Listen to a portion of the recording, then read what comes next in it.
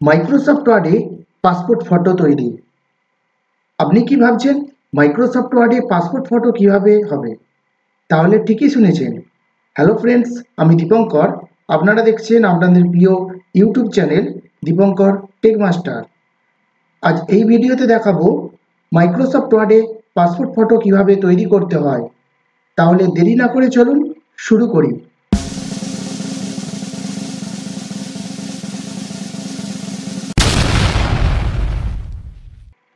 Passport ফটোর জন্য সবার প্রথমে একটি ফটো নিয়ে নিতে হবে।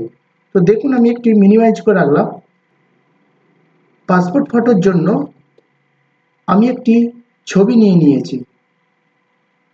আপনারাও আপনাদের নিজস্ব একটি ছবি নিয়ে নেবেন।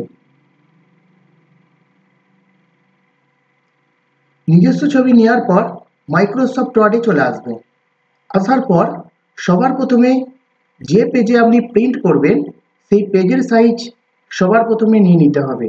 তার জন্য পেজ লেআউট মেনুতে চলে যাবেন। যাওয়ার পর সাইজে আসার পর A4 পেজ নিয়ে নিলাম। আমি একটি A4 পেজ নিয়ে নিয়েছি। সেই A4 পেজের উপর এই পাসপোর্ট ফটোটি তৈরি করব। এরপর চলে যাব ইনসার্ট মেনুতে।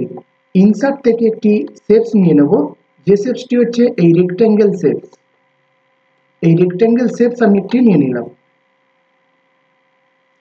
রেক্ট্যাঙ্গেল শেপস নেওয়ার পর এর ভেতর যে নিজস্ব একটি ছবি, সেই ছবিটিকে ইনসার্ট করব। ইনসার্ট করার জন্য এক হচ্ছে এই যে শেপসটা আমি তৈরি করেছি, এই শেপসের মধ্যে মাউসে রাইট ক্লিক করে ফরম্যাট অটো শেপস, একদম নিচে দেখতে পাবেন ফরম্যাট অটো শেপস বলে একটি অপশন আছে। তো ফরম্যাট অটো শেপসে আসার পর ফিল ইফেক্ট অপশনে চলে যাবেন। ফিল ইফেক্টে আসার পর পিকচার অপশনে চলে যাবেন। পিকচার থেকে সিলেক্ট পিকচার অপশনে চলে আসবেন। সিলেক্ট পিকচারে আসার পর যে জায়গায় ছবিটি আমি রেখেছি সেই লোকেশনটিকে সিলেক্ট করে নেব। তো আমি এখানে ডেস্কটপ অপশানে সিলেক্ট করেছি। তো ডেস্কটপে ক্লিক করলাম। করার পর এখান থেকে দেখুন এই যে ফটোটি রাখা আছে আমার, এই ফটোটি ক্লিক করব। করার পর ইনসার্ট অপশানে ক্লিক করব। করার পর আবার ওকে অপশানে ক্লিক করব। আবার পুনরায় ওকে অপশানে ক্লিক করব। দেখুন এখানে ফটোটি আমার ইনসার্ট হয়ে গেছে এবং চার সাইডে একটি বর্ডারও ফ্রেম তৈরি হয়ে গেছে। এবার এই ফটোটির জন্য কিছু কাজ বাকি আছে। যে কাজটি হচ্ছে, এই যে ফ্রেমটা দেয়া আছে বা আপনার যেই ফটোটি তৈরি আছে, এই ফটোটির সাইজ যদি আপনি দিতে চান তাহলে ফরম্যাট মেনুতে চলে যাবেন। ফরম্যাট থেকে একদম কোণে দেখতে পাবেন এখানে সেন্টিমিটারে একটি সাইজ আছে। উপরেরটা হচ্ছে হাইট। আমি হাইট দেব 3.5 সেন্টিমিটার এবং উইথ দেব 2.5 সেন্টিমিটার। এবার এই ফটোটির জন্য আপনি যদি নিজে থেকে চান তো একটু বাড়িয়ে নিতে পারেন বা অ্যাডজাস্ট করে নিতে পারেন। যদি আপনার মনে হয় যে সাইজটি ঠিক হলো না, এইভাবে সাইজটি আপনি বড় করে নিতে পারবেন। এবার এই যে চারিদিকে বর্ডারটি দেওয়া আছে, তো এই বর্ডারটিকে যদি আপনি মোটা বা সরু করতে চান, এটি দুটো প্রসেসে করতে পারবেন। এক হচ্ছে ফরম্যাট থেকে শেপস আউটলাইনের মাধ্যমে করতে পারবেন। আউটলাইন থেকে ওয়েট, এবং দেখুন এখানে লাইনটি মোটা হচ্ছে। তো যেমন রাখবেন, আমি এই সাইজে রাখলাম। আরেকটি প্রসেস আছে, এই ফরম্যাটে চলে যাবেন, গিয়ে পিকচার বর্ডার যে অপশানটি আছে, তো পিকচার বর্ডারে যদি আপনি কালার করতে চান তো কালার হবে। তো আমি এটা ব্ল্যাকই রাখবো। পিকচার বর্ডার থেকে এখানে দেখুন ওয়েট বলে একটি অপশান আছে, এই ওয়েট থেকেও আপনি মোটা করতে পারবেন। তো আমি মোটা করছি না, রেখে দিচ্ছি। আপনারা আপনাদের সুবিধার মতো একটু মোটা করে নেবেন। এবং এর যদি ব্রাইটনেস একটু ঠিক করতে চান তাহলে ফরম্যাটেই চলে যাবেন। ফরম্যাট থেকে ব্রাইটনেস, এখান থেকে বিভিন্ন ব্রাইটনেস পাবেন। সেই ব্রাইটনেসগুলো আপনারা নিজেদের পছন্দ মতো করে নেবেন। এবং কন্ট্রাস্টও আছে, কন্ট্রাস্টও করে নেবেন, যেমন পছন্দ সেই অনুপাতে করে নেবেন। আমি +10 রাখলাম। এবং যদি ব্ল্যাক অ্যান্ড হোয়াইট করতে চান এখানে গ্রে স্কেল অপশানে ক্লিক করতে হবে। গ্রে স্কেল করলে ফটোটি ব্ল্যাক অ্যান্ড হোয়াইটে চলে আসবে। যদি কারো ব্ল্যাক অ্যান্ড হোয়াইট ফটো দরকার হয় এই গ্রে স্কেল অপশানে ক্লিক করবেন। ফটো তৈরি করা হয়ে গেছে।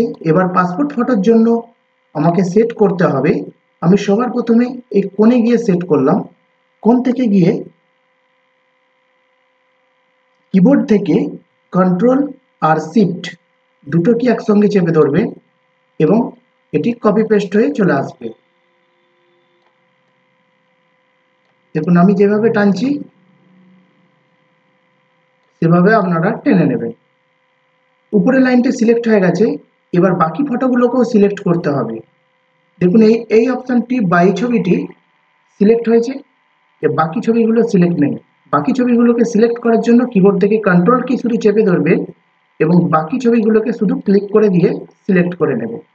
সিলেক্ট অবস্থায় থাকাকালীনই মাউসে রাইট ক্লিক করে গ্রুপিং থেকে গ্রুপ অপশানে ক্লিক করবেন। করার পর কিবোর্ড থেকে আবার কন্ট্রোল শিফট চেপে ধরবেন। ধরার পরেই দেখুন চলে আসবে।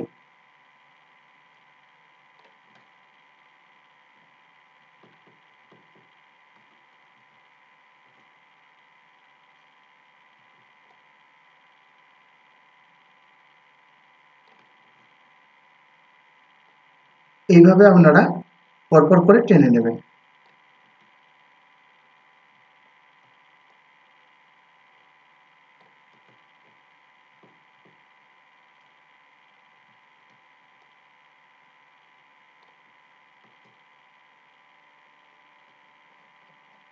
নিচেটা আমি যাচ্ছি না এ পর্যন্ত, কারণ এই ফটোটি আর ধরবে না এতে। এবং একটু চার সাইড আমাকে ফাঁকাও রাখতে হবে, কারণ মার্জিনের না হলে, কারণ মার্জিন একটা ব্যাপার আছে, তো মার্জিন না দিলে হবে না, তখন আপনি প্রিন্ট করলে কেটে যাবে। তো এবার ফটো পেজ যে আছে এরপরে সেই ফটো পেজের ওপর আপনি প্রিন্ট দিলেই প্রিন্ট হয়ে চলে আসবে। ফাইল থেকে প্রিন্ট অপশন যে আছে, তো এই প্রিন্ট করলেই পুনরায় চলে আসবে।